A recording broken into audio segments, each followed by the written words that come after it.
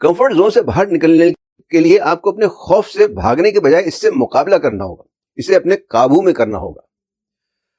اگر آپ دنیا کے کامیاب لوگوں پر نظر ڈالیں تو آپ ان سب میں ایک ہی چیز کامن پائیں گے، ایک ہی چیز مشترک پائیں گے، وہ یہ کہ یہ اپنے خوف پر قابو پا چکے ہوتے ہیں، انہیں اپنے خوف پر قابو ہوتا ہے۔ یہاں میں آپ کو چند مثالیں دیتا ہوں۔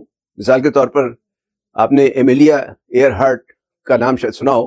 یہ دنیا کی پہلی خاتون ہواباز تھی جس نے بحر اوقیانوس کو تنہا عبور کیا، اور ایک ایسے دور میں جب خواتین سماجی اور معاشرتی دباؤ کا شکار تھی۔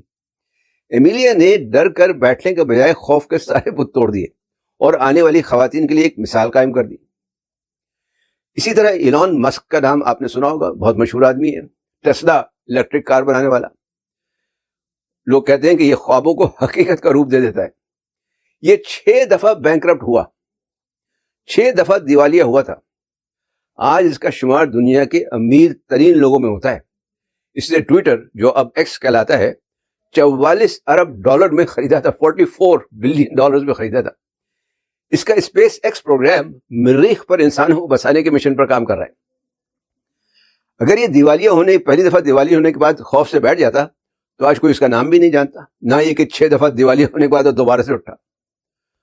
اوپرا ونفرے کا نام آپ نے سنا ہوگا، ایک سیاہ خاتون جو باوجود غربت و مفلسی میں آنکھ کھولنے کے آج امریکہ کی چند سب سے بڑی اینکر اور بہت ہی انفلوئنشل فیمیلز میں خواتین میں شامل ہے۔ نیلسن منڈیلا سے کون واقف نہیں؟